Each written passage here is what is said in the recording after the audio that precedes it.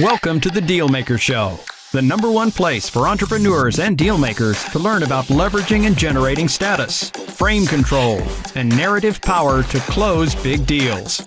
Here is your host, investment banker, deal-making expert, and best-selling author of Pitch Anything and Flip the Script, Mr. Oren Klaff. Hey guys, welcome. This is Oren Klaff. You're on the Dealmaker Show. And I want to thank you for being patient as we got the technology worked out. We're getting things started right here. I have a fantastic guest today.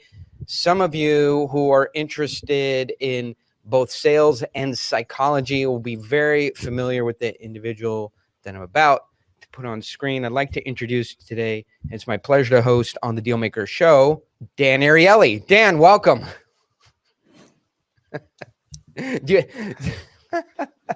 Jonah Berger, welcome to the show. Do you know Dan? I do know Dan, yes. Okay, yeah. So Dan's a very nice guy. We'll talk about him later today. I was looking at your book, The Catalyst, which just came out. This is it. And I have a bunch of questions about this. This is your most recent book, 2020. I just want to point out that the color of this book, and this did is also yellow. Also yellow. This is not a legal accusation of any kind, but it is just merely pointing out the facts of the case that I'm making to the Supreme Court about this situation. All right, Yeah. Hey, Jonah, welcome. So, you're a psychologist. Is it you're a cognitive psychologist? Is that the technical definition of your? I would say I'm a social psychologist, but I'm a marketing professor also. So I said it's certainly in between the two. Yeah. And so why are you writing books about this subject? Like what, and it's not an accusation, but what drives you to write the books? Yeah. So I used to be just an academic. Used to only do research, only do teaching. And in 2013, something happened that changed my life a little bit. I'd been doing a bunch of research on word of mouth. I thought it would be interesting to try to write a book about that research. And so I came out with a book called Contagious. And that book changed my life a bit. So I started getting calls from, all sorts of Fortune 500 companies, from Google and Apple and Nike to small startups, and everybody in between. And so since then, I've basically spent half my time doing the research and teaching that professors often do, and the other half doing speaking and consulting, helping companies and organizations with their challenges. And a few years ago, I realized that many of the challenges had something in common, which is that everyone had something they wanted to change. Right. So the folks in marketing or sales, they wanted to change a customer or a client's mind. Leaders wanted to change organizations. Employees wanted to change their boss's mind. Startups wanted to change industries. Nonprofits wanted to change the world. Everyone had the same goal, but they were really having trouble getting traction. And I realized that the tools that were out there sort of weren't doing it. Everyone was pushing, and the people they wanted to change were pushing back. And so I started wondering if there was a better way to change minds and drive action. And that really started the journey that ended up with the book, The Catalyst. Yeah. So no, thank you for pointing out. I think we covered a lot of the similar. I mean, reactance is a huge topic. And I think everybody in sales, from CEOs, when they want to get something, they go about it in a very straightforward way and try and use a force of will, use the money, relationships, control, the dominance hierarchy, whatever they can impose their will to get what they want promoted, and they sell quite aggressively. And the more you push things, just human reactance puts up the defenses because it starts to take away the autonomy of an individual. Like if you go into evolutionary psychology, what caused autonomy to be so critical to our just fundamental core well-being? Why do we protect autonomy more than almost anything else in our lives? Yeah, I mean, we want to feel like we have freedom and we're in control. We want to feel like we're in the driver's seat, right? I'm making my own choices. I'm making my own decisions. I'm the one in the driver's seat. But when someone else tries to tell us to do something, encourage us to do something, asks us to do something, pushes us to do something, we push back. right? We have this ingrained anti-persuasion radar that's sort of like a missile defense system that goes off and says, wait, there's an incoming projectile. Someone's trying to convince us. Let's avoid it. Let's ignore it. Let's do something to avoid being persuaded. Even counter-argue, right? Push back and think about all the reasons why what someone's suggesting is wrong or won't work. As persuaders, it's clear why we think pushing is a good idea, right? We think it's the fastest way to get what we want. If we just tell someone what we want, that would be great. That assumes that if we tell them, they'll do it. Right? If they do it, then the fastest way is just to tell them. But the problem is that's often not the fastest way. It's often a lot slower of a way, because when we tell them, they push back. They dig in their heels. They think about all the reasons they don't want to do it. And so it actually leads us in the opposite direction of where we're hoping to go. Right. So we're sort of building Chinese thumb screws here, or arguments inside of arguments. Because if you think back, 150,000 years ago or 225,000 years ago or whatever, when evolutionary psychology really started becoming, part of the psychology, started becoming part of the biology of humans. And what caused us, what is in the evolution, in the DNA, that caused us to protect our autonomy so proactively, right? Why do we not want to give that? And so, and why, as persuaders, don't we recognize that people want their autonomy, right? So in marketing and sales tax for the last 50 years, the basic premise has been tie people down to yeses. The more yeses you can get somebody to say, the more likely they are to give you the. So Jonah, you said you'd be interested in a red car. That's your favorite color. Is that right? Yep. I love red. Yeah, you love red. And so red is very hard to get. Wouldn't you agree? I did say it is hard to get. Yep, I agree. Yeah. If I could get you one in red, wouldn't you agree that that's what you said you wanted? Yeah, it is. It is. I love red. I do. Right. And so if I can get you one in red, I can talk to my manager. We don't have one, but there's one in another lot. If we make the special effort to get one over here, get the one you said the one that you wanted, the one that you could afford. We talked about the price and the one you said your wife loved in. Then do we have a deal for the one in red? Right. Oh, so 50 years. Definitely. Yeah, 100%. And by the way, someone get Jonah's credit card. We just sold him a car. Thank you. That's how it's done, folks.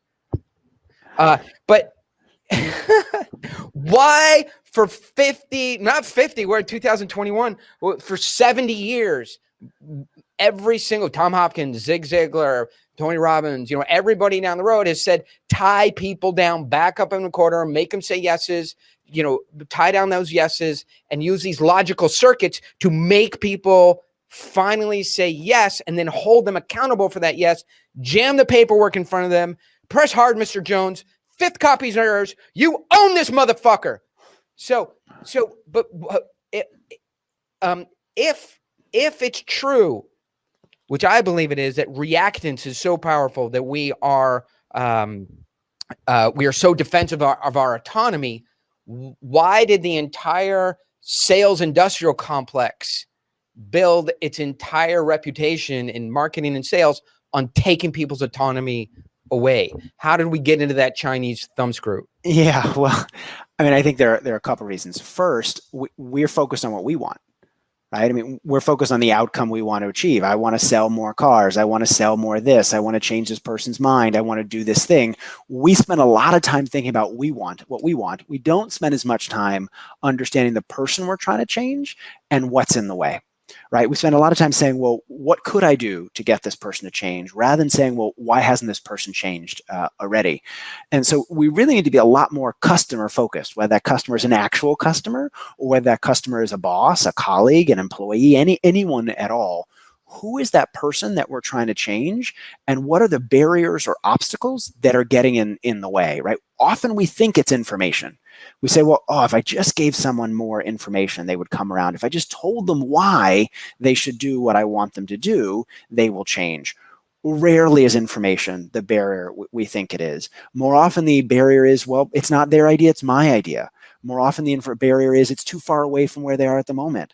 More often the barrier is, well, it's very different from what they're doing now, and what they're doing now feels safe and they don't want to do something completely different. And so there are all these barriers that are not about information, are about something else. And if we don't understand those barriers, if we don't understand the obstacles, it's going to be really hard to get people to change. So is it right? So in the companies that I work with, basically they open up the presentations with facts and percentages and statistics and things to build their case. And so do they truly, right? So when you have a 50-year-old CEO who's been in business for 30 years, right? He cannot truly believe, from having thousands of experiences of going to pitch and sell and trying to get things done, that facts and information change people's minds and sell stuff. Yet, and I have a thesis on this, and we'll see if we think about the same. Why is it Groundhog Day? Why, when they go build a presentation, we're the number one company, these are our logos, 88% of customers choose us over the next, next option. Over the last 5 years, we've had, 2,000 accounts. We represent 60% of the Fortune 500, 238 of the Fortune 500 use us. And this is the starting point. If they know facts don't persuade, these are not emotional arguments. Like, you could take every single one of those guys who are giving that presentation and say, right, do facts persuade, or is emotion more persuasive? Oh, emotion, you got to tell stories. But then they turn to the facts. What are you seeing in the boardroom? Like, why, even though people know today what's right, they still default to what's wrong in just the basics of business psychology? Yeah, I mean, there are a couple of challenges, right? First, facts feel valuable. They feel useful. They feel persuasive. Well, how am I going to tell someone what to do if I don't have any ammunition behind me? But if I have numbers I can point to, numbers feel safe, feel like a foundation that makes our argument more valuable. But I would even say with emotional stories, and by the way, I'm a big believer in emotional stories. I think emotional stories can be very valuable, but even emotional stories can still be pushing. Right? Emotional stories can still be, well, let me tell you why you should use this, and I'm going to give you an emotional story about why you should use this, rather than saying, well, hold on, why aren't you using this at the moment? Right? Why aren't you doing this already? What are the things that are, is it information? Is it something else? I was working with a client a few years ago that they basically make software that helps companies find machine parts. So imagine you have a whole bunch of John Deere backhoes, or you have a whole bunch of other sorts of machinery. Every once in a while they go down, you need to find parts. They help you find those parts and do it quickly. And they were trying to tell people all the reasons why they should buy from them.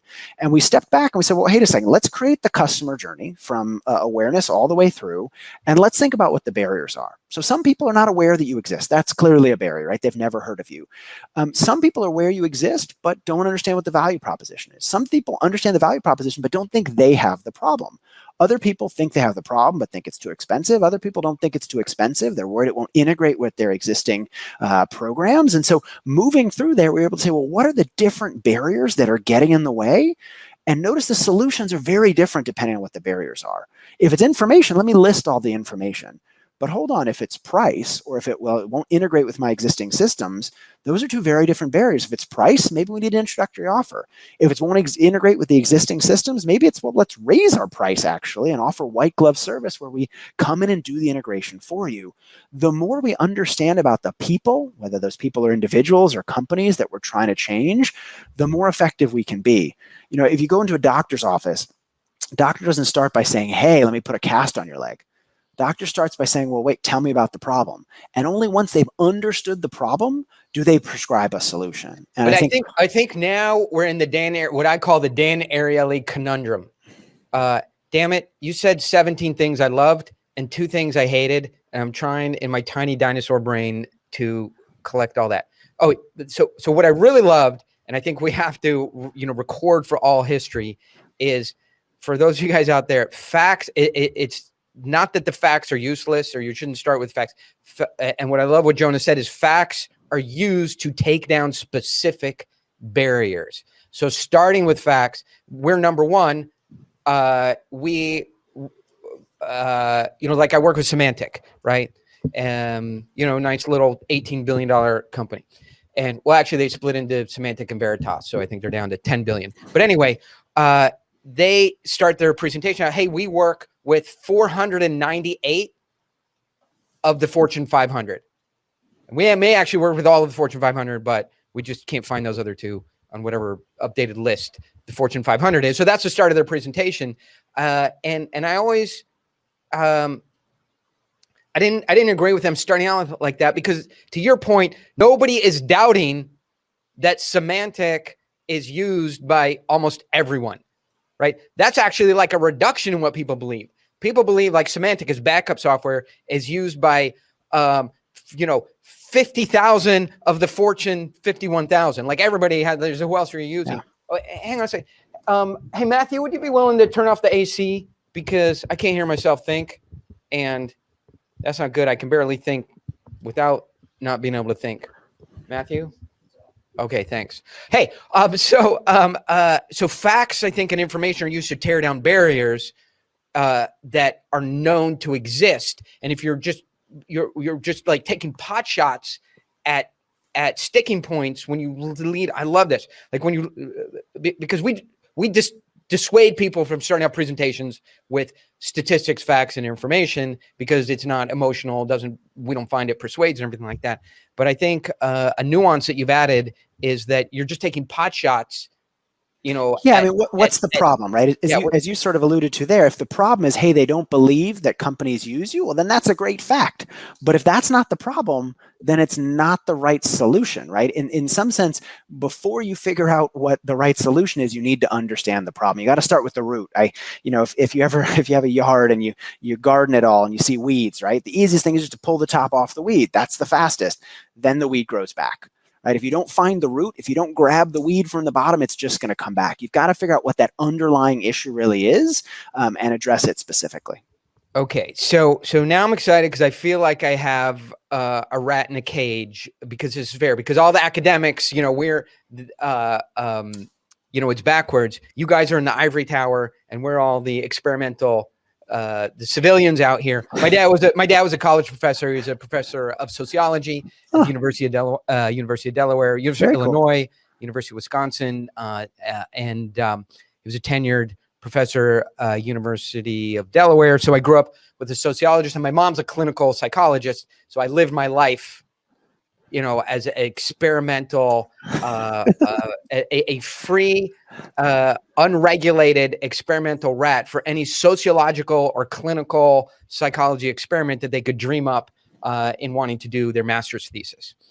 But all of us civilians and college students, everybody out here, we're the rats in the academic's cage. So I feel like we get to turn around and put the academic in the cage for a few minutes. Here's the Dan Ariely conundrum. Dan Ariely takes 12 college students, locks them in a room, gives 8 of them a coffee cup with the logo of the university printed on it, gives 4 of them a coffee cup and tells them to draw their own picture on it, and then offers to buy the fucking coffee cup back. And the ones that drew a picture on it won't sell it for less than $3.27. And the one that just had the stock logo of the university and all they did was have a cup of coffee are willing to sell it for $2.97. And therefore, the conclusion is whatever the conclusion is. Okay, that's fine. Now, I, Oren Klaff, have to go meet with billionaire motherfucker who gives me 5 minutes to come in and, pitch my deal, explain why I need $45 million in a recapitalization financing to grow our company from 22 million to 72 million, and then exit at a $440 million price within 18 months, giving him a 19% return, which is beating the current market standard return of 8% and a reduced risk profile. And I walk in that room and all of a sudden I go, what would a coffee cup do? Who buys what coffee cup again? So translating the academia to the high stakes environments that a lot of us find ourselves in is just, it feels like the gap is too wide. And so for Dan Ariely, it was mainly in academia, and publishing the reaction of white, anglicized, wealthy, educated, all came from either modern day or, some either prep school or solid public prep school. You've heard this argument before, right? I'm not exactly sure where it's going, but I look forward to hearing about it. Right. Okay. This argument has to actually become an argument, is what you're saying. So the academic research in social psychology, which is sort of used in a lot of the books, is based on the reaction of college students, or individuals in closed environments, and then Sometimes. it's very hard to translate a lot of this stuff to actual high stakes deal making, negotiation, and sales interactions. And so what have you found? Because you have a foot on both sides of it, right? How do you get the stuff from the lab to translate into the real world environment? Yeah, I mean, I think there are a couple of things. And first, you're very right that some effects, some ideas, some principles have more weight behind them than others, right? Some things have been looked at with 20 people in one school, and others have been looked at millions of people across places. We've done work with 6 million car sales, for example, or thousands of pieces of online content, or tens of thousands of brands. So I definitely hear the point that sometimes academic research can seem narrow among a specific set of people. I think the opportunity is really large, right? Well, and I work with a lot of companies. I was actually on a chat before this with a bunch of startup founders, and particularly when I talk to B2B firms, everybody says, "Oh, but my situation is different. This point you're talking about, your example is not the exact same as my example, and so it doesn't apply." And I think there's a lot of opportunity. Has somebody studied exactly the situation you're in? No, because every situation is going to be somewhat unique, right? Every billionaire you talk to, every person you're trying to convince, every situation is going to be a little bit unique. But what's nice about academic research is by looking across enough situations, we can generalize and we can learn some things that people can apply. I think a nice way to think about it is think about baseball. Right? Does anyone hit 1,000? Nobody hits 1,000, right? Best case, someone hits, I don't know, 330 or 340 or something like that. Best case, best case 20 years ago. Yeah. But do people understand the science of hitting? Do they hit better? Yes. They don't hit a home run every time. Everything they do doesn't turn to gold, but they do better things more often. And so that's the goal, right? Nobody can tell you how to become perfect at anything by just reading one book. You got to learn it, you got to think about it, you got to read it, and you got to apply it. But by understanding science, you can do a lot better. So I like this baseball example, right? As compared to psychology, social psychology, cognitive psychology, which is really interesting to me. Because in baseball, for example, there are many new things still being discovered, right? About nutrition,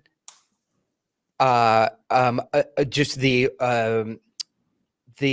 technology, being able to track the swing, right? Sort of brain machine interfaces, all kinds of things are improving the athletes, right?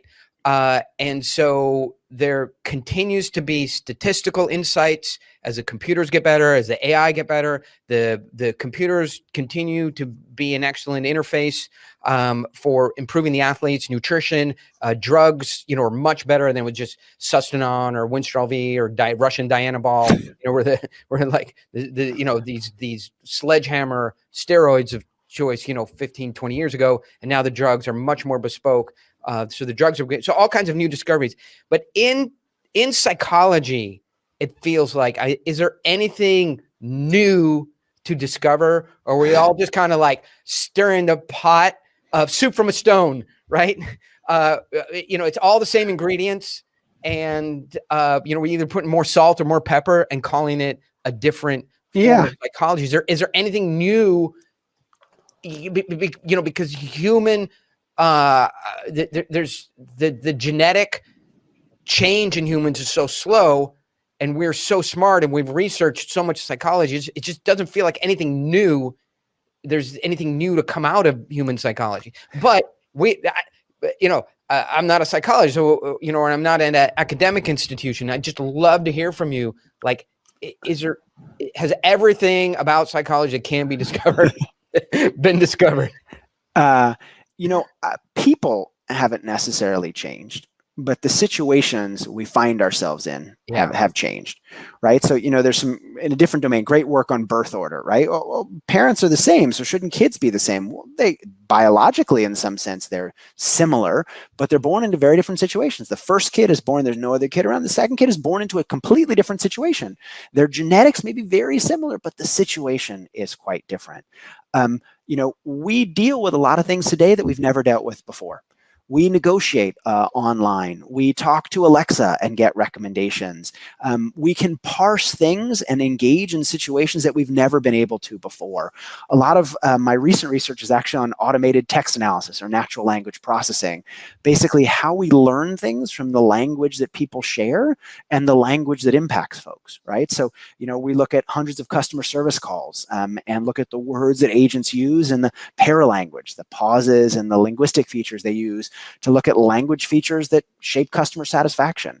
We look at, tens of thousands of written articles online and look at whether people read them or not, or how much they read. And we can say, well, what ways of writing content makes it more engaging, makes people more likely to read it. We can look at song lyrics and understand why songs succeed. We can look at movie scripts and understand why movies are successful. Are the underlying psychological reasons for why these things work completely different than anything anyone's ever shown? Some are. Some aren't, right? Some are more similar to things we already know, but we uncover things that we could have never studied before because new technologies change human behavior and they change the things we can discover. And so I think there's a lot of opportunity out there to learn a lot of interesting things. Not every academic paper is the most exciting thing you've ever read. And academics play like any other discipline. They play a little bit of inside baseball. We tend to talk to one another rather than writing in ways that other people can understand. But that's why great books that bring academic insights to life can be so powerful. They take empirical generalizations, things that we know to be true, not just because they're someone's opinion, but things that data show us to be true, and they express it in a way and make it accessible in a way that a broad audience can understand and use. And that's why I love reading, great books that are out there that teach me things. And, that's the hope when we write books like these as well, is they can help people apply things we know to be true. Yeah, no, very well said. I remember, I think I was 10 or 11 and I had just learned that my dad had written some books. I was so excited because, I was an avid reader. I have a 7-year-old. He loves reading as well. And so, I went in his study and took one of his books and started reading. I'm like, what the fuck is it? Like, this isn't a book. This is completely unreal. I was so excited. My dad writes books, but they're not actually books. They're and they're books, quantitative. They're books for different audiences. Yeah. Well, and that's right. I think for an audience of 15 people. Right. Yeah, and not, academic books can sometimes be written for a narrow audience. I think the ones that are written for a broad audience can be really powerful. I mean, what's great, having worked at companies and having worked for companies, I think there's a tendency to solve problems that are on the table and not think about broader principles. We have, so many things we've got to do tomorrow. We've just got to figure out how this should look or what we should say or what we should do. What's nice about academia is we can step back, we can generalize across situations, but we certainly have to express those things in a way that can be both understandable and usable.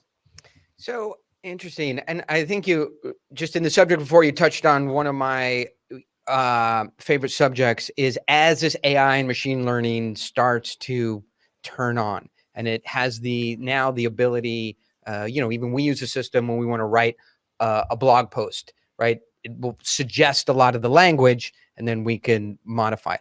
But how fast and how is it moving and how close are we to really the content that we're getting is largely provided for us, by the machine because it has intuited what we're interested in. And so how close are we? And if we get too close, are we losing art forms along the way? Yeah, I mean, as someone who's studied why movies become successful and songs become successful and know people who look at why paintings are more valued or more esteemed than others, I think under art can be a lot of science, right? And the artist may be creative. The artist may be picking a point in a multidimensional space that speaks to them. But why that thing resonates with a lot of people is not random or luck or chance, right? There's often a science behind it. It doesn't mean there's one ideal point. It doesn't mean there's one painting that's great for everybody or one song that's good for everyone. But just like the baseball analogy, if we understand what makes hitting work, we can be better hitters. If we understand what people resonates with people, we can design songs and books and movies and paintings and other experiences that people will enjoy more. I think there's also a difference between using things like natural language processing and AI and machine learning to understand behavior and predict behavior versus create content, right? We are far from the place where I think that machines can create amazing content that will work well for everybody. But machines can also avoid some of human biases. They also can have biases baked in, of course, but they can avoid some of those. I think what's really exciting is it can allow us to analyze things we've never been able to analyze before. So to give you an example, we did a project recently. People often say, oh, this movie, the plot moves really quickly, or it covers a lot of ground, or this book went in circles. That's a neat phrase, went in circles. Can we measure that? Can we actually see whether books go in circles? Can we see whether plot moves quickly? Can we see whether things cover a lot of ground? And can we see whether things that do that are more successful? And so using some of these tools, whether it's dictionaries or topic modeling or machine learning, all sorts of different things, we can really extract insights that would never have been possible before. So because you're so deep in this subject, are we sort of going to lose Bob Marley and Yes and the early Rolling Stones and things that were born out of chaos and Brownian motion and pain and suffering and strife, and they haven't been fed through a predictive at a studio predictive analysis of how, what cohort between 20 and 25 will appreciate this beat of music. And so are we losing access generationally to Bob Marley and Yes? I think what's most interesting about the thing that you just said is who we tend to blame that on. Right. So we tend to blame the label. We blame the label for engineering success. We blame, the label for doing too much market research rather than looking at the creative process. We don't blame ourselves. Well, we should blame the academics for coming up with the technology. I'm just a listener. I'm not going to blame myself. Well, but the problem is, when we use technologies that capture our data and learn based on our data, we are both enjoying those experiences, but we're also training those systems to be more addictive, to give us things that we're more likely to like. Every time, we do something that's easy and convenient rather than doing something else, we're essentially reinforcing these things. And so, I don't think that we're going to have computers making music that is popular within the next 3 or 4 years. But, if you're a label and your job is to make songs that people listen to, why wouldn't you want to try to pick things that more people would like rather than fewer people would like? Sure. And so I think part of that challenge rests with us, right? As the listener, as the user, if we want diverse things, then expressing diverse opinions and showing that we do want a diverse set of stuff. And as long as we are picking and choosing and voting with our feet, there will always be lots of different stuff. And also people are different. Right. Even when, I in a paper show that on average something is true, that doesn't mean that everyone likes that thing all the time. Right. There's heterogeneity, there are customer segments. And so really saying, well, why do different people like different things is really where a lot of the magic lies. So, no, I appreciate that point. That's really well said. When you look at something like Instagram, where do you look for the canary in the coal mine of humanity? Like what vector or what magnitude and what direction humanity is moving to? Because when I look at Instagram, I swipe a lot because there's all kinds of cool stuff in there, and then an hour goes by. But then I come up and I'm also depressed for humanity because it's it's technology that's devolving us to our basis, instincts. It's the Instagram seems to sort of wash out nuance and quality, and it's firemen with their shirts off and puppies, collections of. Oh, you're on that feed too. It's great, isn't it? I like April. The guy's so good.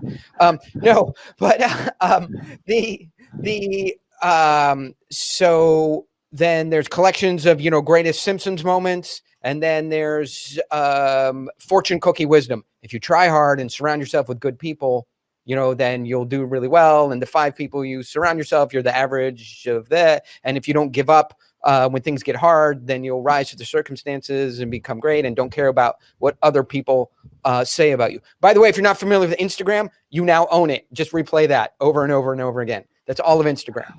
So, but when you look at that, what does it tell you about where culture is heading? I want to be careful here because I think no, don't be careful. Don't be careful because it won't be interesting. Technologies are great tools and they allow us to do a lot of things, but they can also be addictive.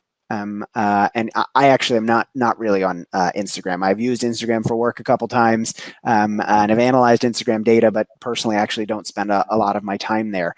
I think we all have to make the choices that we make and do things that are enjoyable for us, but we have to recognize whether those things are making us better off or not. There's a good bit of research that colleagues and even friend of mine have done showing that social media can be addictive, that social media can make us feel bad about ourselves because everybody's showing only the good sides of our life.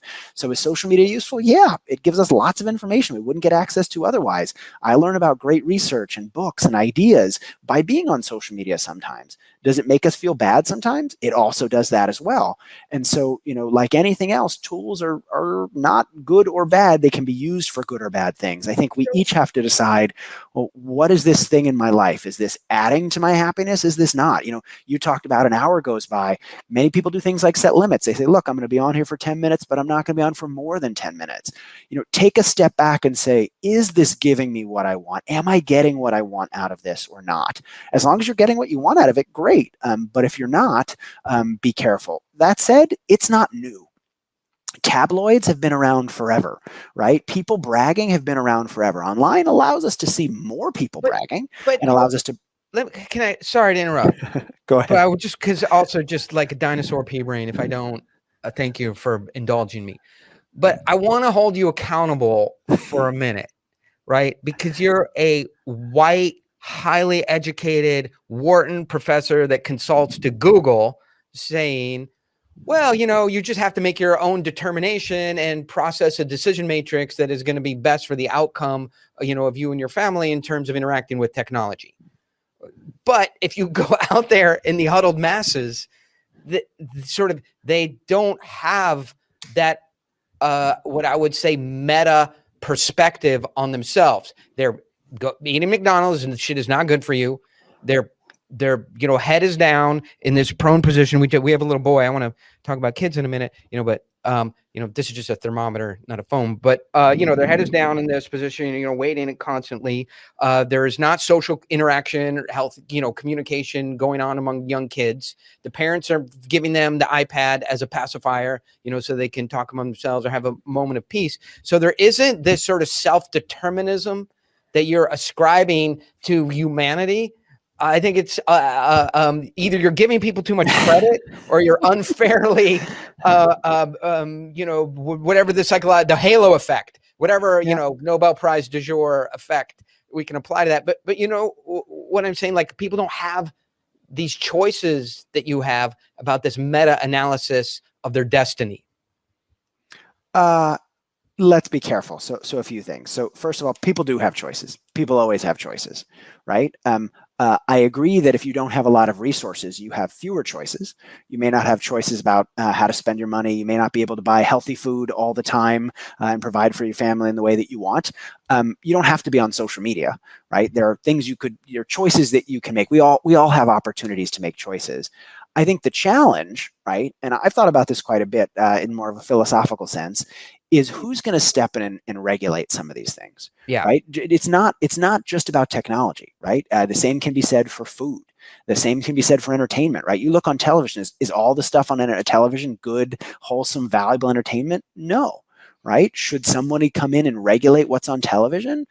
I mean, that's a tough question, right? Is that something we actually want? Well, we want it as long as it's being regulated in the way that we want. Well, there is regulated somebody in a way that we don't like. Well, then we're not happy about it, right? We want that channel that we hate to get off the air, but we want the channel that we like to be the one that everybody has to watch. And so, I think this is a complicated, sticky issue. I don't think it's just about technology. I think it's about human liberty in general. And this is tough, right? When it comes to information, whether it comes to food, whether it comes to entertainment, there is clearly stuff that on average is not great for all of us. But if we want the government to step in and regulate that, we all need to support that and actually follow through. Yeah. Well, I can't believe you voted for Trump. That was terrible. Okay. So that is well said. I appreciate that position. That is, coming down from the and actually, on high. I'll actually add something else. Yeah. I think what I've learned is that while I am a white man who's had a good amount of privilege in his life, I don't get to decide this stuff. No individual gets to decide it, right? While individuals may feel I may have my own opinion about a certain food or a certain website or place or thing or show or whatever it might be, nobody gets to decide, right? Whether we think it's good or not as individuals don't matter. It's whether we as a society get together and decide that it's important to do something. And so again, we've got to vote with our feet. We've got to vote with our votes, and we've got to agree to change something. Otherwise, it's not going to change. It doesn't matter when any one individual of us may have an opinion. Just like anybody else, my opinion is one opinion. It's only more when we get together and decide to change something. There is one domain where you do get to decide. Because in my household, this is what I tell my son. I brought you into this world. I can take you out. So I have a 7-year-old. You have some young kids? I do, yes. Yeah. And so, we fight with this. How old are your kids? 18 months and 4 years old. 4 years. So 4 years, 18 months, if I remember, is just kind of not much difficulty there, just sort of moving out of sea cucumber mode. And turning into a person. But the 4-year-old then, is wanting things as they get to 6. So you're not quite there where they want the phone.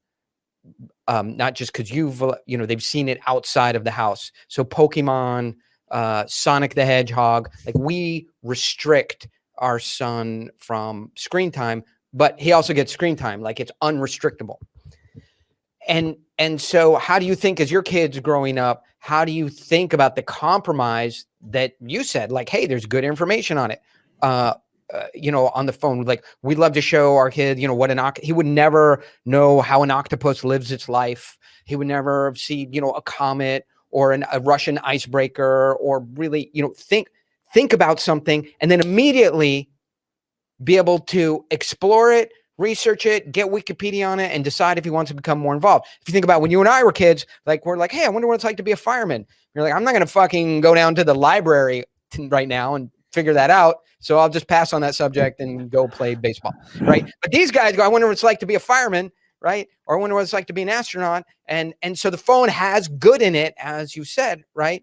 But, if you look away, you can come back. And also, so how are you going to weigh these decisions for the people that you control, which is your family, as the kid wants screen time? So first of all, I wish control. I don't wish, but control is not a word I get the opportunity to use. Shape, maybe. Direct, Right. encourage, maybe. Control, far from it. He has a lot of opinions and is not always interested in mine. Consistent with the idea of reactance that we talked about at the beginning. But I try to think very carefully about how I interact with my own technology devices and when I am using them and what I'm using them for and whether they are making me happy. And we do the same thing with our kids, right? They don't have devices, they don't use devices. That doesn't mean we as a family don't sometimes use them to look up useful information. I agree with everything you said. It's a powerful tool, and we can learn a lot from those things.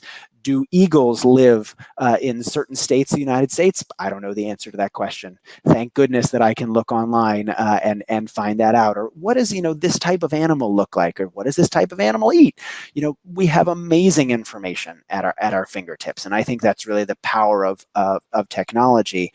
I think, as we've talked about, we also have to be aware of the downsides of those things and the things we can miss out on.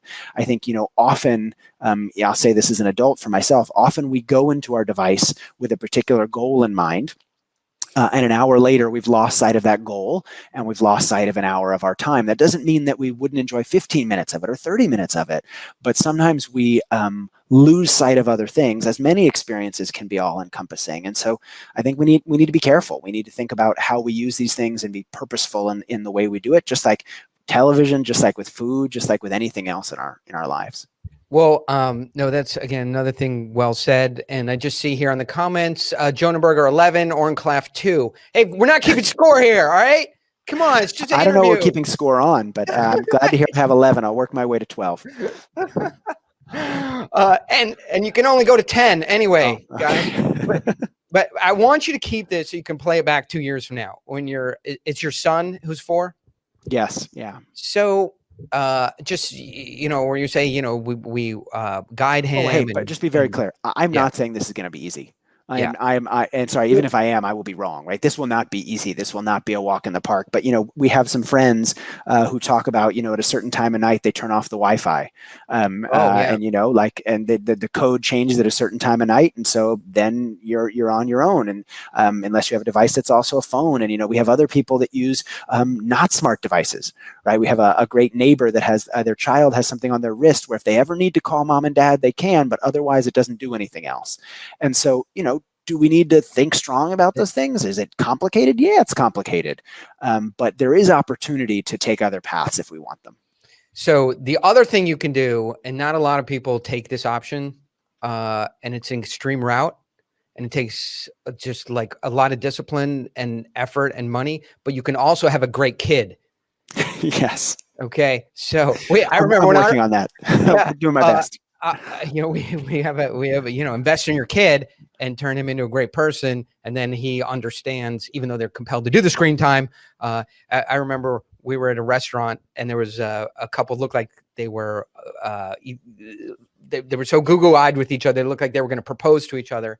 And they were playing with our son and everything. And I was like, hey, I just want you to understand, like, this is false advertising. This is not the kid you're going to get in your shitty life. This is but the kids are unpredictable. We got a great kid and he controls the screen time. But so for example, we have a good kid and I have him racing. He races go-karts. He's 7 years old, drives around at 70 miles an hour in a car.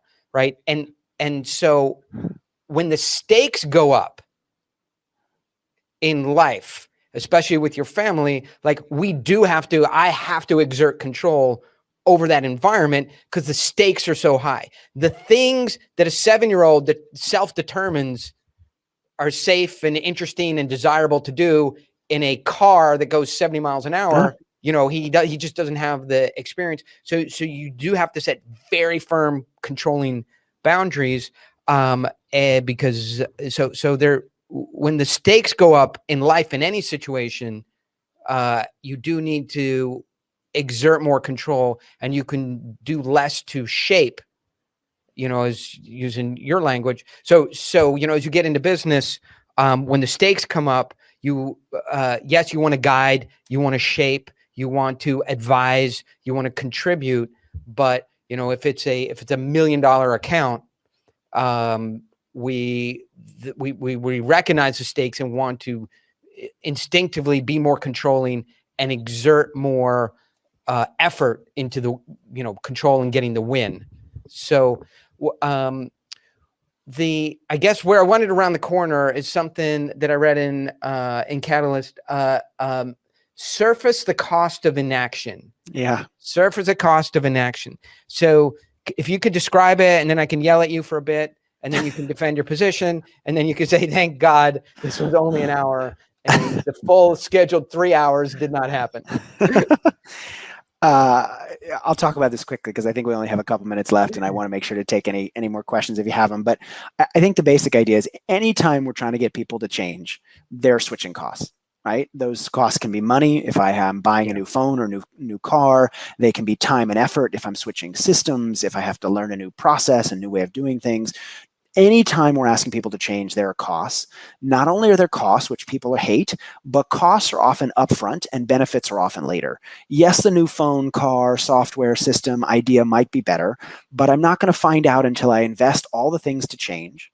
and only then will I get the benefits. And by the way, not only are the benefits later and the costs earlier, but the benefits are uncertain and the costs are certain. I know it's going to cost at least this much to change things, and maybe there'll be a better benefit on the other end, but I'm not sure. And so this cost benefit timing gap stymies action. Why am I going to change what I'm doing already seems pretty good, right? Why am I going to take a risk and do something new, even when it might be better, but it also might not be better, and it might be quite costly? And so this stymies action. We tend to think of the status quo, what we're doing already, as safe. We tend to see new things as risky. But one important thing to point out is that status quo isn't always safe.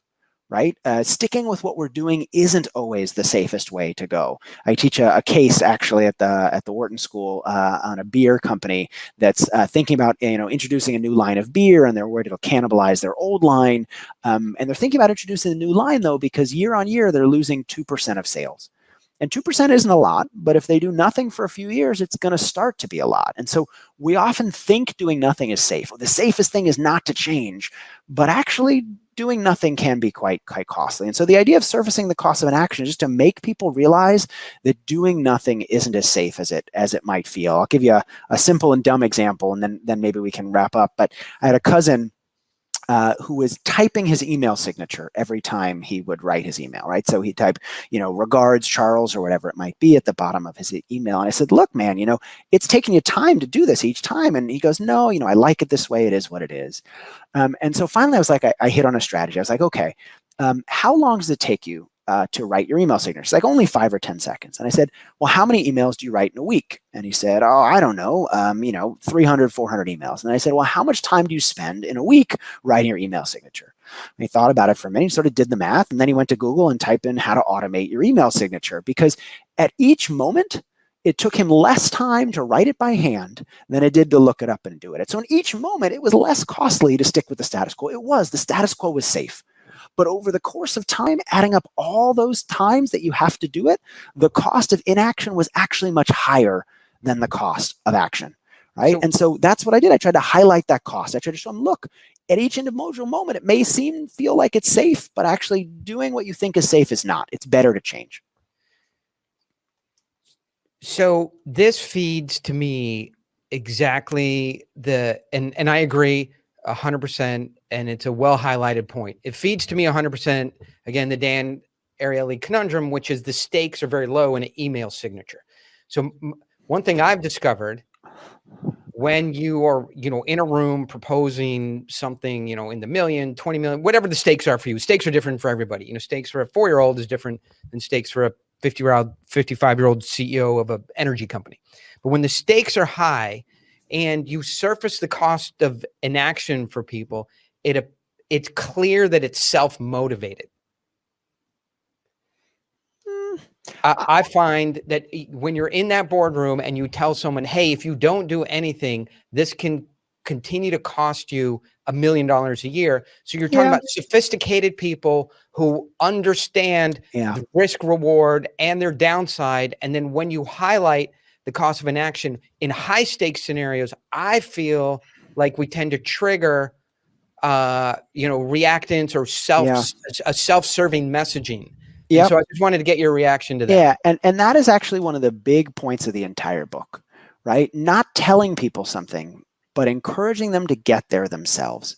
Asking the right questions that guide them down a journey that encourage them to realize what you wanted them to realize in the first place, but allowing them to get there themselves makes it less likely they're going to feel like you're trying to persuade them. If you go in a room and you say, hey, you shouldn't stick with your existing strategy because it's costing you $1 million a year, that's why you should switch. You should buy my thing because it's going to solve your problem. Of course, that seems self-serving.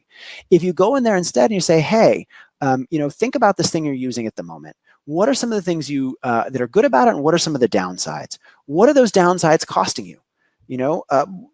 Asking them the right questions, encourage them. I didn't tell my friend, hey, my cousin, I didn't tell him, hey, switch your email signature, because he pushed back because of the reactance idea we talked about. I asked him questions to encourage him to come to the conclusion by himself. And there was some great quote, I forget exactly what it was, but I came across reading the book, which said something like, people never change other people's minds. You just encourage them to realize it's time to change themselves. And so a lot of what you're trying to do as a change agent is not change someone, but encourage them to get to that conclusion themselves. And so guiding them down the right path and shaping that journey so that they get to the right place is really the best and most effective way to drive action. Well, I think we're 100% in alignment on that. Jonah, I really appreciate you being here, guys. The book is a catalyst. There's a lot in here that we didn't discuss. Thanks for being a good sport. I did try and push you off of dead center, so you just didn't give us.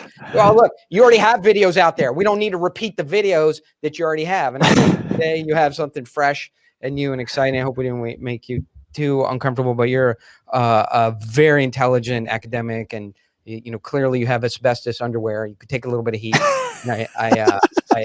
I appreciate you being a good sport. Back thanks to for the having whole me. line of the things that you have. What are you going to do now? What does the rest of Jonah Berger's day look like? Oh, wow. I'm filming a documentary about Beanie Babies and doing some expert witness work and working on a paper. So all the fun things that come with academia. Yeah. And, Jonah Berger, skydiving, climbing Mount Kilimanjaro, teaching the Navy SEALs how to shoot, fixing the Middle East. So we'll look tomorrow. I'll work with you on that tomorrow.